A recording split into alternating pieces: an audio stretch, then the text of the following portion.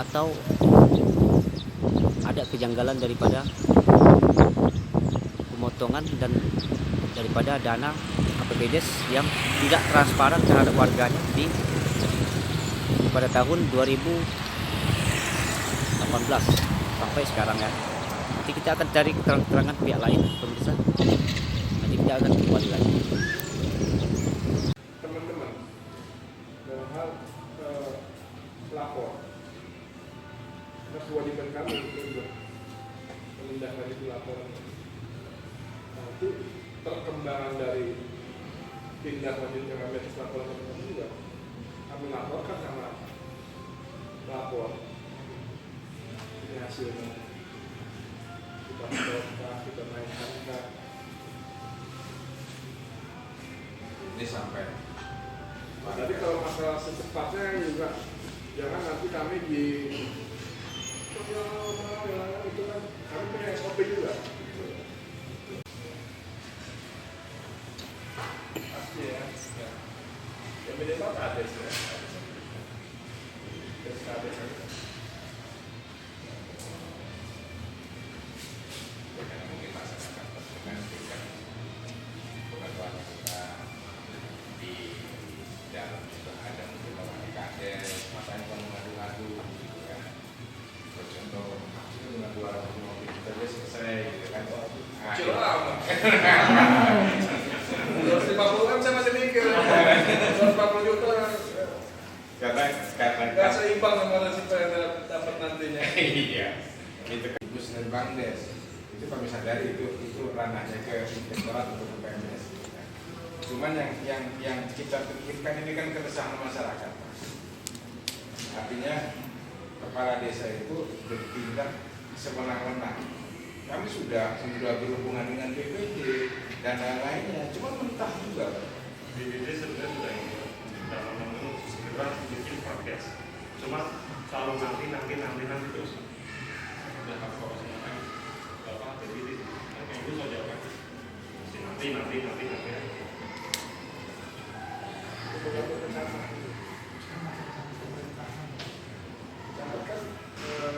Banyak tanaman bupati di wilayah.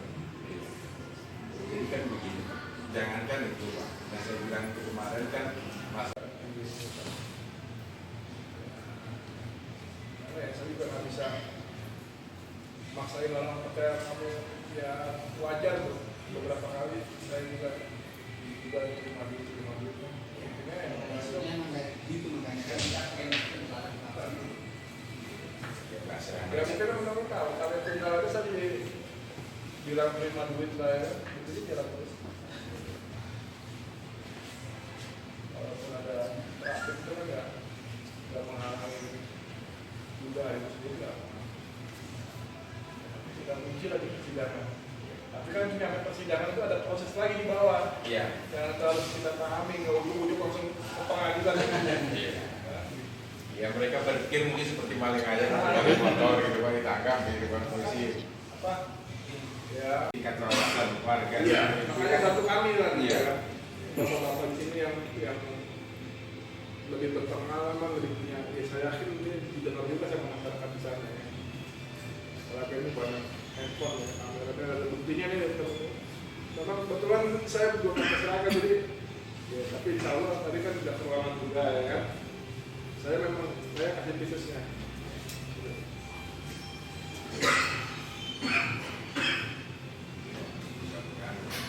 Insya Allah ya, saling mendoakan kan ya.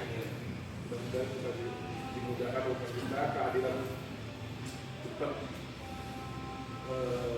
berdiri khususnya di Pancasila. Justru titik beratnya selain masalah penyelewengan dana DB ini Pak ya, ada efek-efek lain. Kepala desa itu tidak melakukan tindakan segala sesuatu itu tidak berdasarkan kesepakatan. Kalau putih di sana 13.000, 20.000, kita pikir itu 13.000 karena lebih murah. Tapi kalau bikin surat menyuratkan harus kemana lagi? Hal seperti itu sebenarnya kalau saya bilang bukan hanya masalah penyelewengan dana DB-nya. Ketidak semenangan kepala desa ini sudah merugikan ribuan warga. Contoh seperti begini. Untuk surat keterangan nikah, gitu kan. Kami dibuka sampai 500.000, 900.000 gitu kan. Lalu yang kami pertanyakan di DD itu kan ada form untuk biaya operasional desa. Ada perdesnya nggak ya? Nah ini Pak, kalau kita ngomong perdes, tidak ada satu perdes pun yang terbit selama kepala desa meninggal. Kita gimana Pak tahu? Ya nggak apa-apa, nanti kan dari saya bilang teman-teman kan yang ngalamin teman. Tadi kalau dihukum kan berdasarkan alat bukti nih. Betul. Ya, kami berpikir Kalau selama teman-teman nggak bisa membuktikan, jangan maksakan untuk menghukum. Itu kan nggak fair nanti kan. betul. Makanya kami arahkan laporan itu ke dia, kan itu yang real Pak. Nah, ya kalau itu tadi kita bisa entah mau kita bikin tangkap tangan atau gimana, ya laporan aja. Iya. Ya, artinya yang kita laporkan kemarin itu kan real tindaknya ada, Iya. buktinya ada. Ya contoh begini, ada satu jalan dengan pelanggaran, itu kan kita bisa membuktikan. Kalau kita juga menyadari tentang pelanggaran administrasi dia, ini tidak ada efek jerahnya Pak. Jadi kenapa kok masyarakat berambisi seperti ini? Ya, memang mengalir seperti itu. Artinya setelah ibaratnya kepala desa itu ada musibah diadukan ke pihak kejaksaan pun, tindakan aroganya masih ada diancam. Bahkan yang satu kemarin, kamu punya sapi nggak?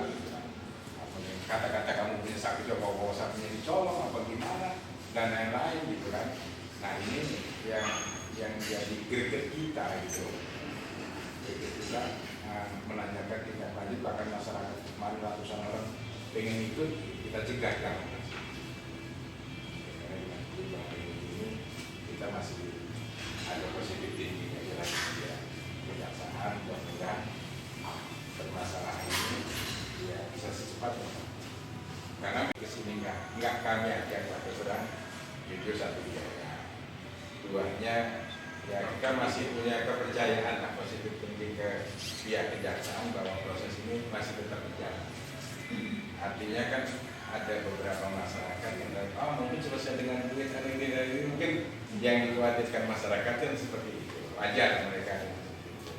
Jadi ya hari ini kami puaskan perwakilan masing-masing dusun ini kami bawa ke sini biar mendengar, artinya biar yang ditanya bukan kami terus, artinya masyarakat ini nggak tahu proses hukum seperti apa. Kalau kamu dari sini berapa ramai, seolah-olah ada ketidakpercayaan. Kami bawa perwakilan ini masing-masing dusun 2, 3, biar mereka terpuaskan. Berapa dusun? 6 dusun.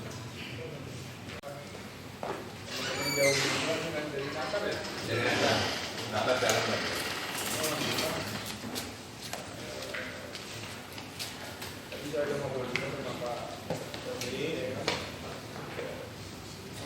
Insya Allah kita akan kita tindakan juga ya. Kita sudah. Saya kan kita sama Pak Tony aja lah. Teman-teman juga ada kegiatan lain. Tapi kalau minggu depan kita akan mengambil pengambilan keputusan. Jadi begini, ya, saya salah satu warga desa. Jadi kami kesini ini menanyakan tidak lanjut. Yang jelas yang kami bawa ini masyarakat putusan dari 6 dusun. Artinya biar masyarakat mendengar sendiri, gitu kan? Karena kami yang desa selalu ditanyakan kapan. Siang ini mereka bisa mendengar sendiri dari bapak. Kalau kita buat nyogok bos saya nggak bisa, apalagi buat nyogok malaikat kan? Iya, karena memang berkali-kali di balai desa, di lain masyarakat itu mendengar bahwa kades itu saya nggak mau dihukum seperti itu, karena saya dekat dengan bupati atau lain-lain banyak seperti itu. Jadi kan rasa keadilan masyarakat ini kan merasa terusik, merasa iya nggak bisa ditutup kalau memang dia terbukti melanggar pelanggaran. Dan mungkin hampir 100%. Karena setelah dilakukan itu, saya lihat tidak ada kekiran untuk melakukan penanganan. Ada warga kita kemarin yang kita bawa ke inspektorat itu menanyakan masalah bantuan, kriteria bantuan. Karena dia itu dengan keadaannya yang miskin, sementara yang lainnya dengan keadaannya lebih nggak dapat. Nah kita kan mau nanya ke Pamong, bingung nggak ada jawaban. Kita ke inspektorat aja untuk dampak COVID yang lewat dana DBD. Kami kan mempertanyakan dari 6 kriteria ini mana yang cocok, karena gini, ini ada orang yang disenengin kepala desa dan ada yang tidak disenengin kepala desa. Cuman dana itu kan dana pemerintah, bukan disenengin atau tidak disenengin.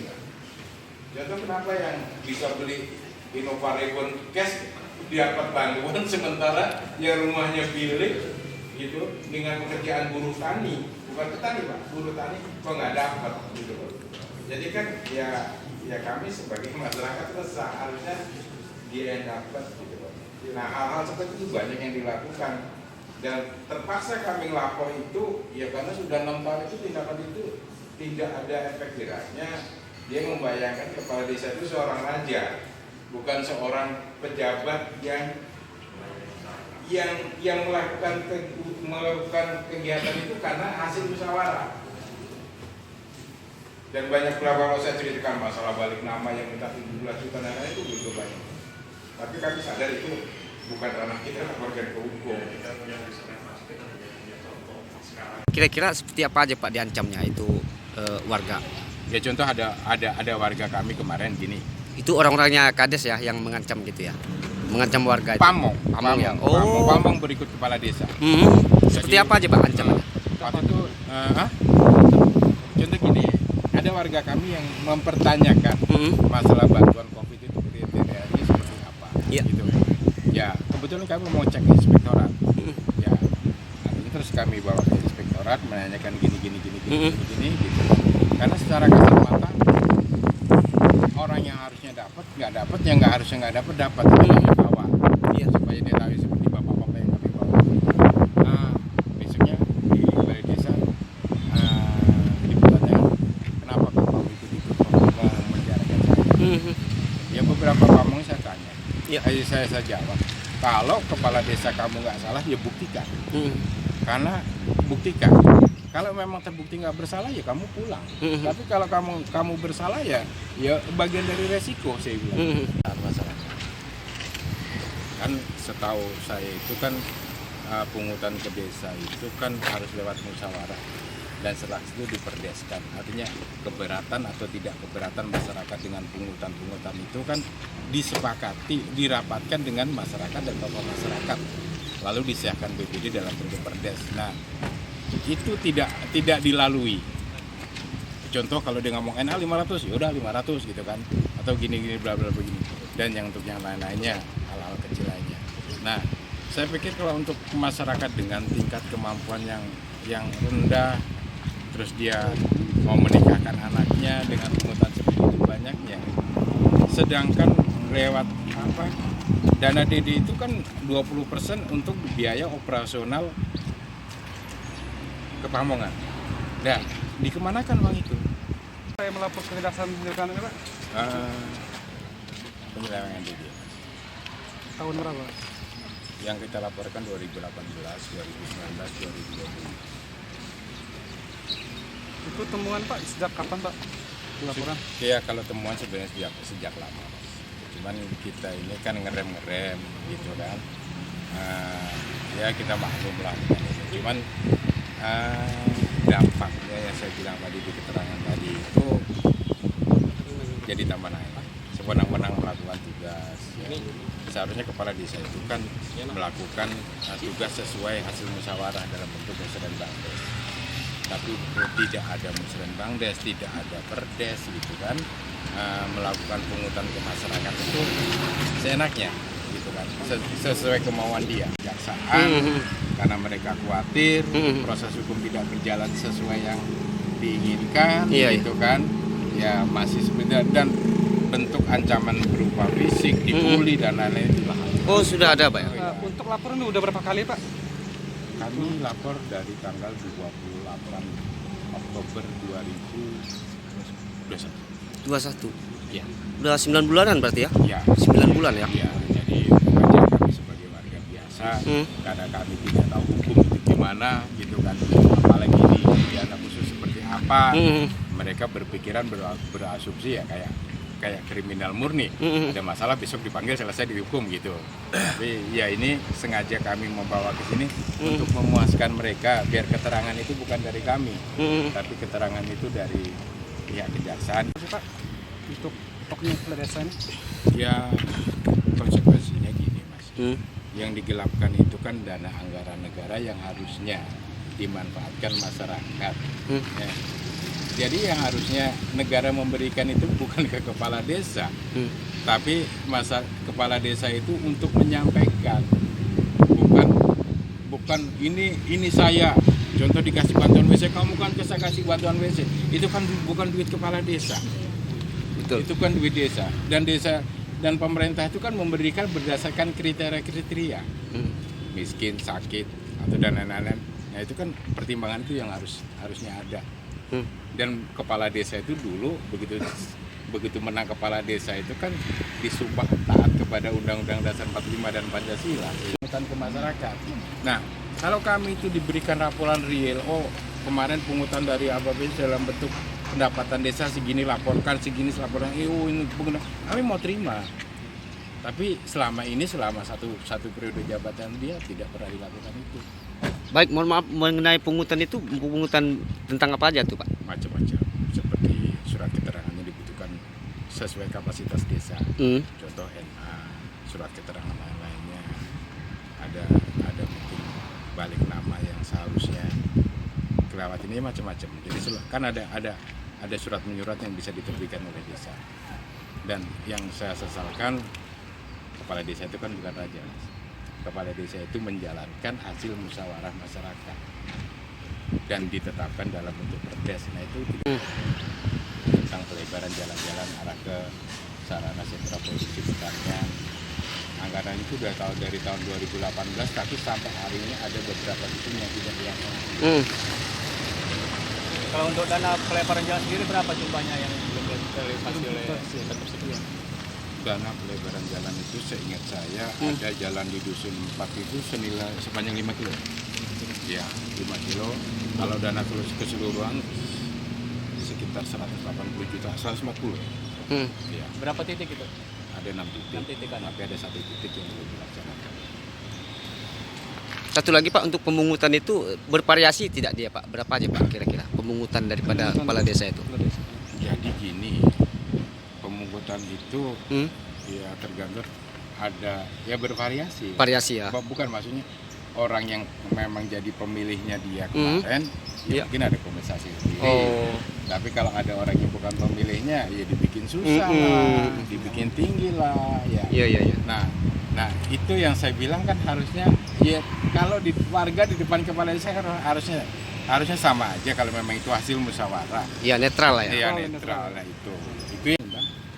Nah wajar dong kalau dia itu ya konsekuensinya konsekuensi hukum. Jadi sekarang masyarakat menuntut kepada oknum tersebut. Ya jelas. Kalau anggaran dana desa sendiri Pak, berapa yang sudah dilakukan oleh kepala desa tersebut? Dari 2000 berapa? 2018. Kurang lebih 700 juta. Selama 3 tahun itu ya? Selama 3 tahun. Menurut versi kita. Iya, 700 jutaan gitu. Ya, menurut versi kita. Tapi kan lembaga yang punya kepentingan untuk itu dan mengesahkan inspektorat. Silakan teman-teman tanya ke inspektorat tentang desa Pancasila, gitu kan. Berapa yang sudah digelapkan? Itu kan ini kan asumsi kami. Tapi asumsi yang diakui oleh hukum kan inspektorat. Yang digelapkan itu seperti apa Pak? Itu pembangunan infrastruktur apa seperti apa? Kemarin sebagian honor-honor, contoh honor ngaji, honor kaur, ya fisik pembangunan gitu kan. Dan sampai hari ini pun dari tahun 2